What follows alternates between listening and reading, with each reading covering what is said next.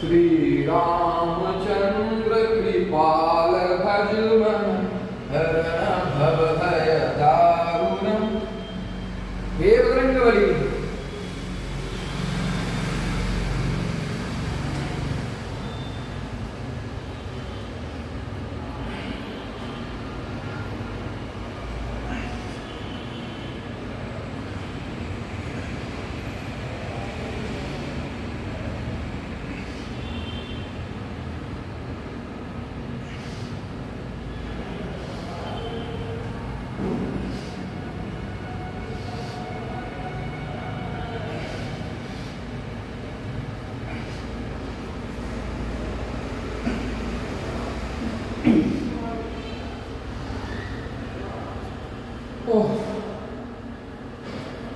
आप कह सकते हो इस उम्र में ये सब करने की क्या आवश्यकता है?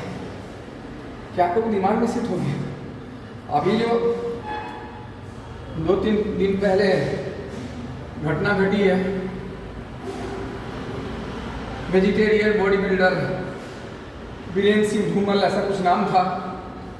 मैं इससे पहले कभी जानता भी नहीं था। जब उनकी आकस्मिक देहांत हुई है तो मैंने उनको जाना। हार्ट अटैक से उनकी मौत हुई।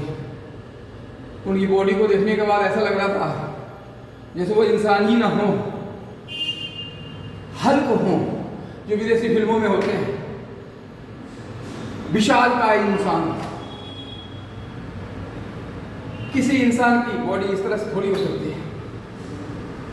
हालांकि जब इस तरह की घटनाएं जहन में आती है, नज़र के सामने होती है, तो एक बार बहुत डर लगता है मन में कि जो हम एक्सरसाइज कर रहे हैं क्या मेरे लिए भी तो जानलेवा साबित नहीं होगी किसी दिन। लेकिन फिर अपने आप को मनाता हूँ, अपने आप को कॉन्फिडेंस में लेता हूँ, समझाता हूँ। देखो अभी हाल में अपने देश में कितना बड़ा विमान हादसा हुआ था। आए दिन ऐसा कोई दिन नहीं है जिसमें रोड एक्सीडेंट में लोग मारे नहीं जाते हैं, परिवार का परिवार खत्म हो जाता है। तो क्या इस डर से लोग हवाई जहाज़ों में सफ़र करना छोड़ देते हैं? क्या रोड एक्सीडेंट के डर से गाड़ियों में सफर करना छोड़ देते हैं? क्या बाइक चलाना छोड़ देते हैं? नहीं, ये सब चलता रहेगा। भगवान ने हम सब की एक आयु निश्चित की है और हमारे मरने का भी तरीका उनको पता है।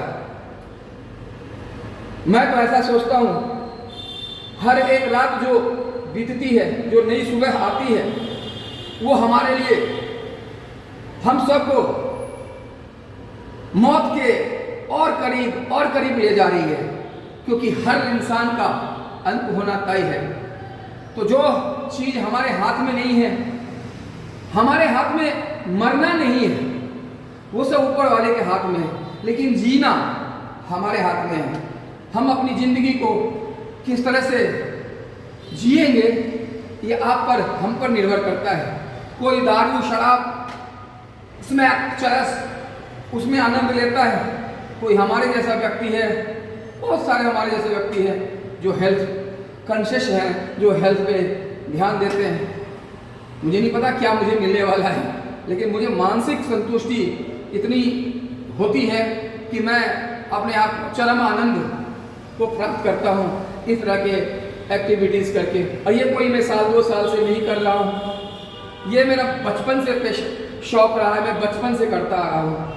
बीच में 2-3 साल कुछ जीवन में कुछ घटना घटित हो गई थी, जिसके कारण मुझे इस तरह की एक्टिविटीज़ पे रोक लगानी पड़ गई थी।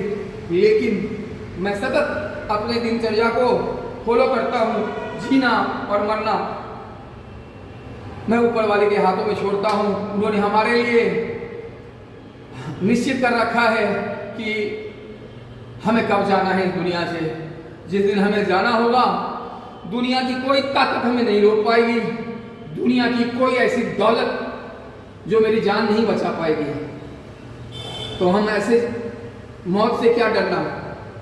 हमारी जो जीवन है हम उसको एंजॉय करें, भगवान पे भरोसा रखें।